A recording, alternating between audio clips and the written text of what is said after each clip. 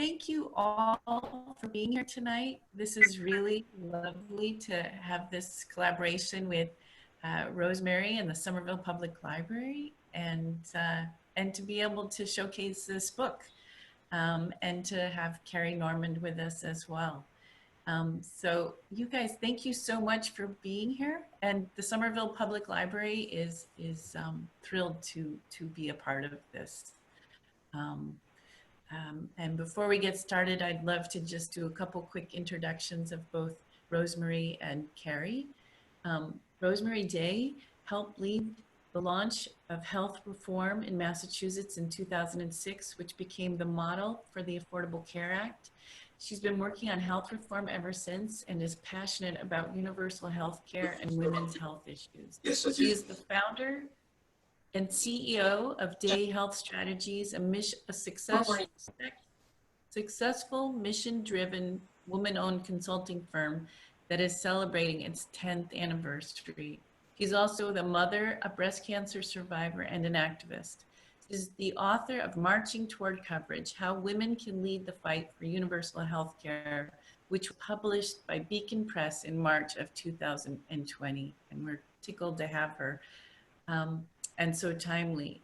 And Carrie, who will be interviewing Rosemarie, lives in Somerville with her family. During the past 7 years on the school committee, she's worked to increase equitable access to instructional, student support, and enrichment opportunities for historically underserved populations. She's also a member of the Somerville Children's Cabinet, a collaboration between public schools, the city, and community partners to increase access to early education, wraparound services, and out-of-school time learning. Carrie is a special education advocate and serves on the board of 3L Place, a Somerville-based organization which supports adults with intellectual and developmental challenges.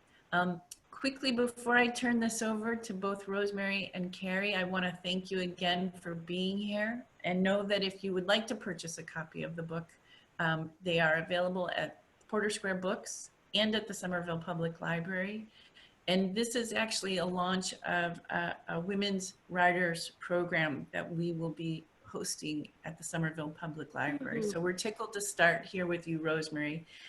We're calling it Local Readers Meet Local Writers. So thank you all. Oh, nice. And yeah, go right ahead. Okay. Thank you. Well, Thank you.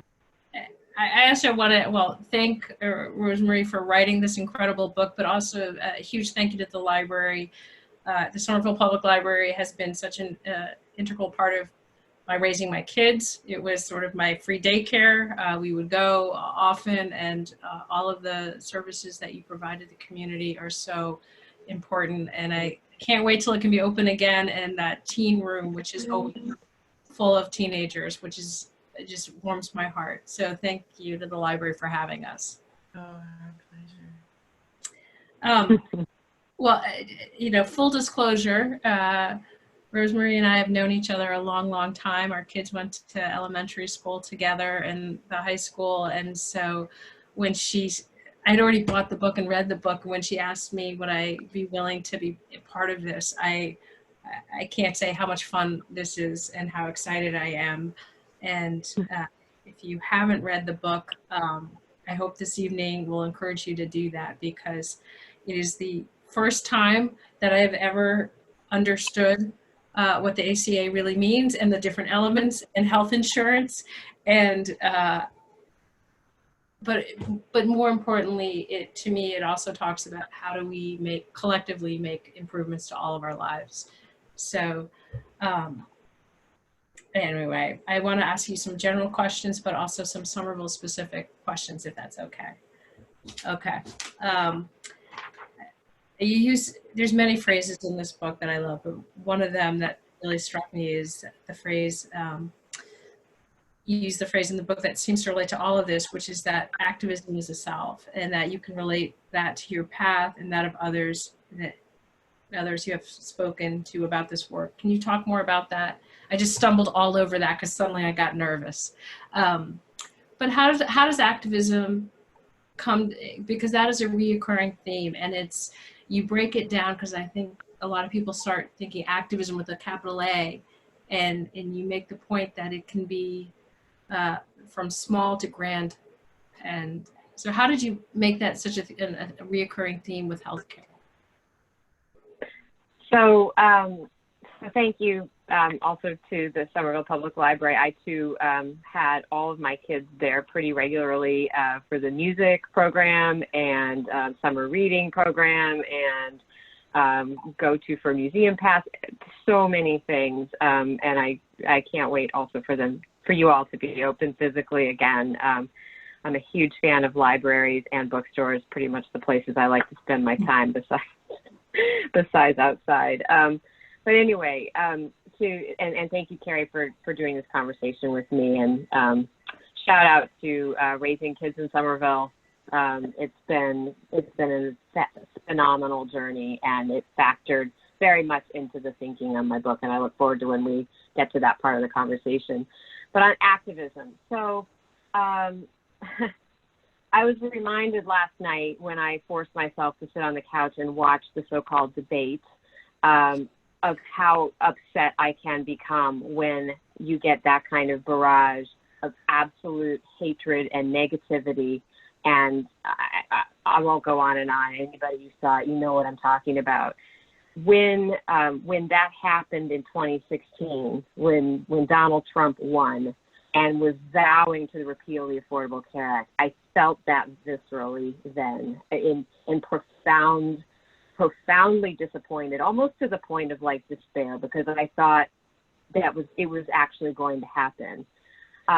I could say by some miracle it didn't, but it wasn't a miracle because it was really about the activism. And so you can go from this place of feeling like almost despair to feeling profound hope. Because when you come together with people, as we did in the first Women's March in 2017, it is so powerful to be with all those people peacefully protesting. I had never protested in my life, honestly. I have friends who have, but that wasn't really my thing. But I was so upset that I vowed I was going to do whatever I needed to try and save what I held dear, and the many things, but my professional focus has been on health reform. And so I felt that something more had to be done, and getting that huge dose of what activism feels like and seeing people like Gloria Steinem up on the stage speaking, who spent a lifetime as activists, and seeing them rallying people. But even if there hadn't been those famous people on the stage, it was still so incredibly positive to be around regular people who drove in from like the Midwest and did this because they had something they wanted to say, which is that this election was not what we wanted. This is not the outcome we wanted. We see a better world. And they held signs and they spoke up and they did all this. It's so powerful. It took me out of that place of despair because it felt like if we can harness this, there is so much we can do. It was really positive. So that was my first exposure to like going from like the depths to this elation. I mean, almost like the way I felt, see my husband here, like on my wedding day, where I can't quite describe like this feeling of having people coming together for a very positive thing. It lifts you. And so when I look at what Gloria Steinem has written and said, and Angela Davis and others like that, this is what they talk about, that rather than being in the depths of despair, you can be in a better place because you join in and you put your vision forward in a positive way with all these other people. That's so powerful, and it helps, therefore, your mental health, but it also actually creates the movement towards the change we do want to see. Absolutely. It's so funny because I learned so much from you and this revelation about health insurance for me. I was raised a single mom, 4 daughters. A family outing was a protest, right? Old enough to protest the Vietnam War. But also some of my mother's good friends were the founders of ACT UP. They were men in New York, some HIV positive, some just losing their community. And so that is a world that I've always been a part of. And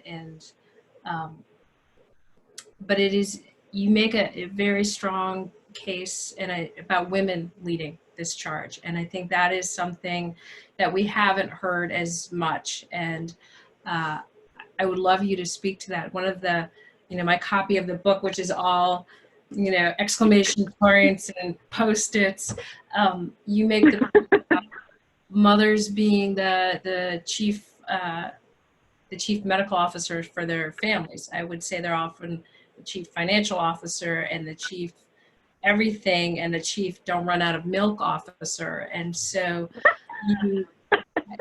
you talk about, and it's a reoccurring theme. And so can you speak some more about how you see women being leaders in this move towards coverage?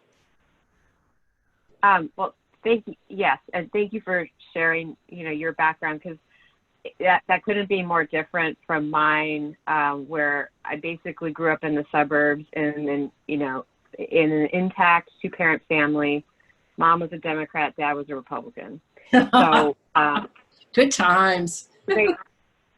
And they got along famously. I mean, they had a lot of core values that are the same, but they would sort of joke that their votes would always cancel each other out. So there was no putting lawn signs out. There was no, because we were a bipartisan household. And it just also wasn't who they were. They weren't comfortable expressing themselves out there that way. They had plenty to say at the kitchen table. They supported many causes, my father towards the environmental side, my mother towards more social issues. And they were fine with that kind of division of labor, as it were, in participating. So I learned about participating and volunteering. But going so much as to get political out there was kind of just not done in my house for, I think, those reasons. So for me, being raised that way, I was much more comfortable on the inside, not on the outside. And so that's been the journey for me to take. And that's what I found at like the women's marches. There were so many people that were like me who hadn't been raised as a protest child, and found themselves. And there I was actually with my mother. She came she was 80 years old and came to that march in DC. She had never engaged in something like that in her life. She loved it. Loved it. Didn't miss a beat. So anyway, life's a journey. And actually, Gloria Steinem says women get more radical as they age. So that's an interesting point that she's always making. And I think you kind of get to the point, like, I've got nothing left to lose. Like, I'm just going for it. Yeah. Forget about being socially acceptable or whatever I was supposed to be raised to be ladylike or all that kind of stuff, right?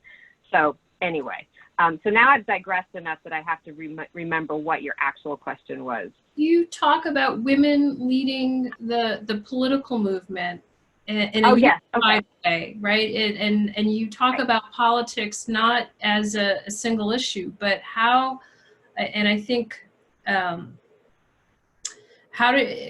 and women don't always necessarily think of themselves as leaders. What I know is some of the strongest leaders that I've known, whether it's through political work or elected work or my union work, often some of the strongest leaders didn't ever self-identify as a leader initially, and they're like, oh, I couldn't possibly do that. And then as you develop skills, often in conjunction with other women and groups, it can take off. And so you make that point, and it's very focused on, and not in an exclusionary way.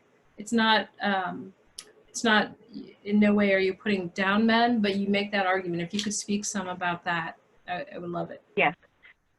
So I do want women to step into being more comfortable with the idea of power, because there has been some reticence to get involved in politics. It's got it's dirty, or that, and not so much anybody these days so much as, oh, that's a man's world, but for a long time it was.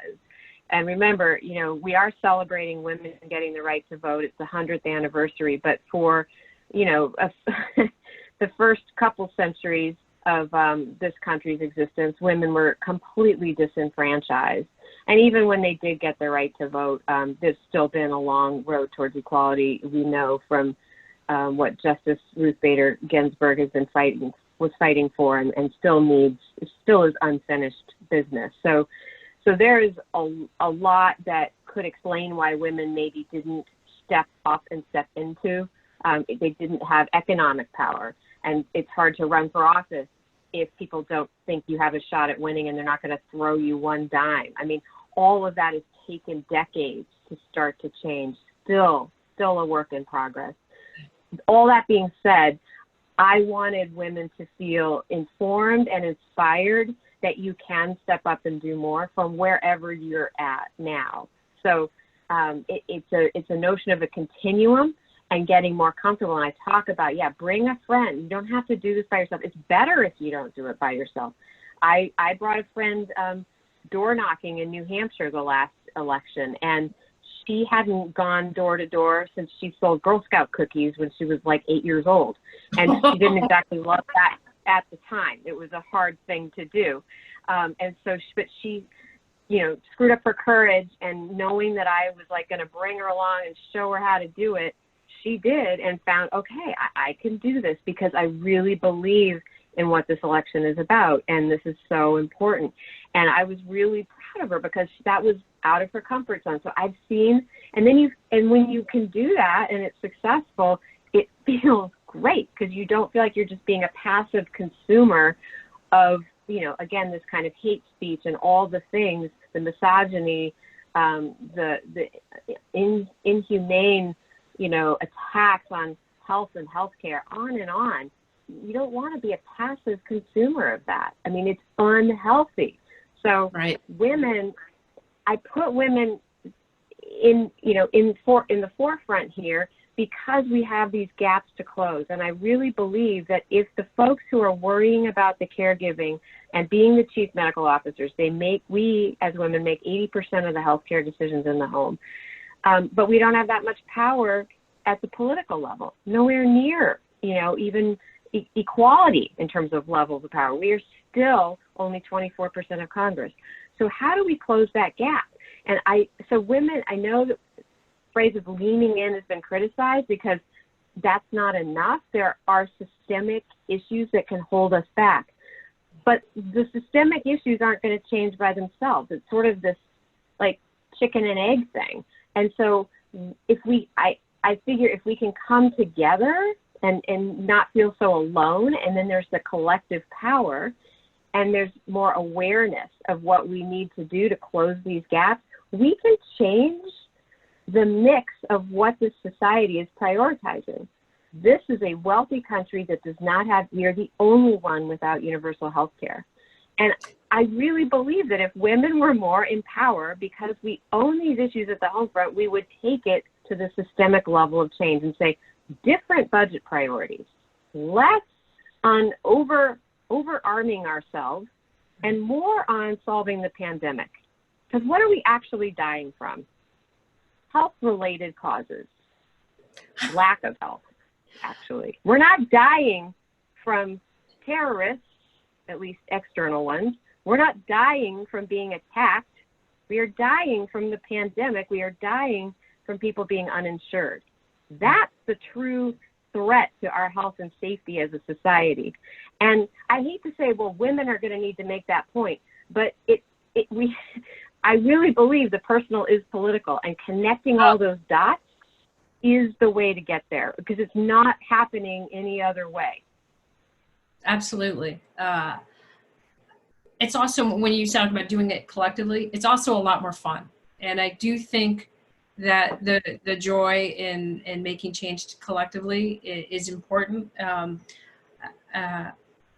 My mother would, she was a union organizer at Yale, and there was picket lines, and she would always bring a boom box and dance. And I was a teenager, and it was like my worst nightmare. Like, oh, my mom is rocking out again. And she was like, we have to have fun. And I've learned that. I think this work is hard. Change can be hard.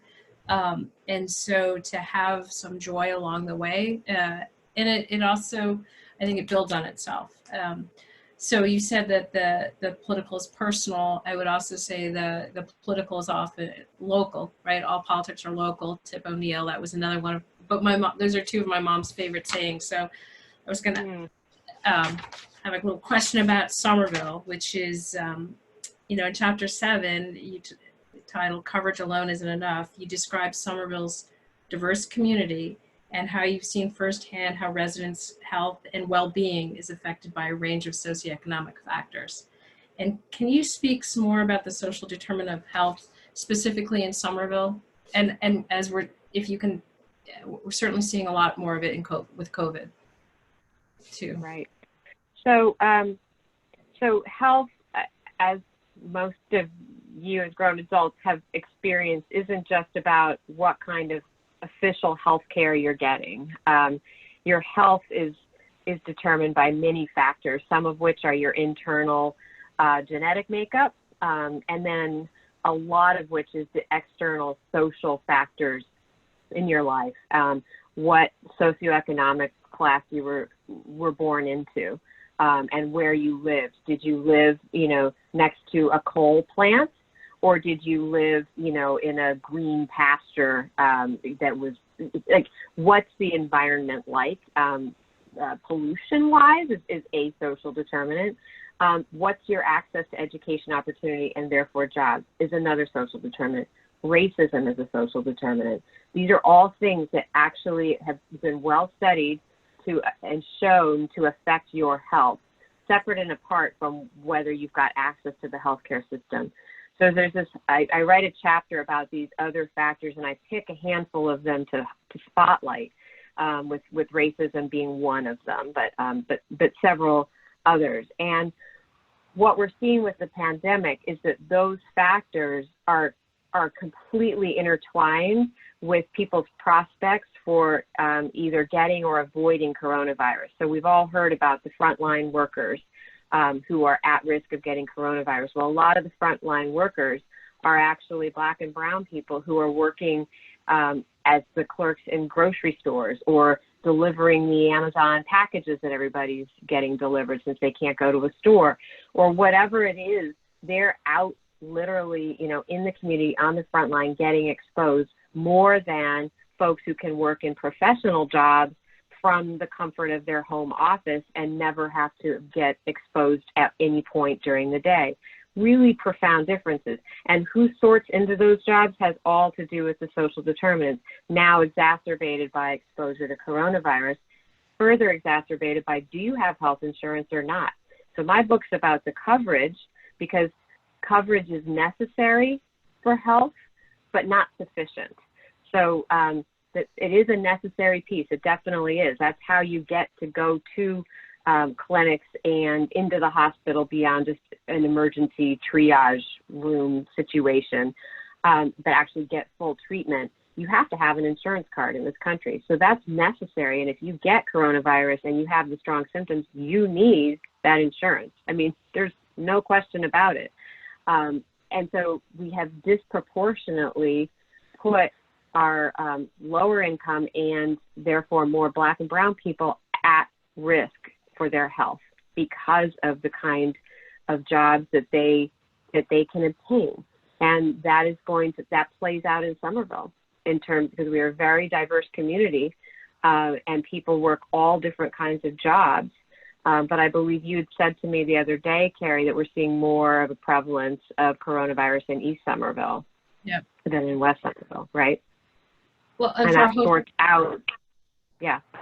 It gets what you said, but also when you have a 3-bedroom apartment and you have a family in each bedroom, there is no way to isolate, right? There physically is not a way to protect your family members. There's, while we're all remote for schools, I mean, it's revealed so many different inequities that we already knew were there, but really put in stark contrast. I mean, if you've got 3 families in a 3-bedroom apartment, Comcast may say, we'll do free connectivity. Well, that's great, but Comcast doesn't understand that one apartment doesn't need 1 connection. It might need 3 connections because there's 3 families with kids all using it. I mean, Somerville's done a good job, hotspots, everything else, but this is one of those things where I've talked to city councilors and I'm like, what do you need? And I'm like, we need citywide Wi-Fi. We need to be able to solve some of these questions systemically across the city. And with all of the best of intentions, but solving it one kid by one kid, one family at a time, takes a huge amount of coordination and time and resources. And then if a family, you know, a child, both parents are essential workers, and then the kid, he has connectivity at that location, but now he's going to go live with grandma in Everett or grandma in a different part of the city. How does that connectivity move with him? Because he's still a Somerville student, and we still need that. So there's so many, I could talk about it, you know, and health insurance too. I mean, we're even seeing it, we are remote now, but in terms of our families who, in the last survey, we're going to do another one of wanting to come back. A significant number of our families of color said they don't want to come back in person. And I think it's because of the exposure and the access to healthcare. There's so many factors that go into it. And so, well, and I can also throw in immigration status because of what Trump is doing to scare the crap out of people, whether it actually gets followed through on or not. The threat of people being deported and what ICE is doing means that people do not want to present to any sort of system where they may be getting a form of government assistance, which could be a healthcare clinic. It could be now also SNAP, right? Food stamps. Yep. And other kinds of benefits where there's this threat. So in this time of great need, where we are all interdependent and affected by who's getting infected, right. Even though there are hot spots, you know, we can't completely quarantine ourselves. Even the folks who are privileged and can work in their home office still do need to go out into the community at some point to a medical appointment, what have you, risks of exposure. So we're interconnected, but we are having, as you say, incredibly disparate impact here. And the threat for folks who have citizenship status questions has become profoundly greater. Oh, and we don't ask about that at the schools, but I have considered when we do go back in person, the mayor is very clear, the buildings are on the city side, surveillance testing, and we will find out, are there going to be families who don't even want that kind of participation or names? I mean, none of that gets recorded, none of that is shared. I just know that a lot of our families have gone really kind of underground. And right now our student enrollment is so fluid. We have significant numbers of our families of color have left the district for a host of reasons. Some have gone to their home countries, or were visiting family and can't get back in the country, or they're moving farther out. And now we also have a new influx of students, and we don't yet know, you know, we're still registering them and sorting out who is the new influx. But I can tell you over the last year, the number of students coming, newcomers from the border, significantly dropped. And so Somerville housing is a part of it, but there are other factors too. And the beautiful complexity of our city, I worry about some, you know, going down the line. It's a delicate balance, and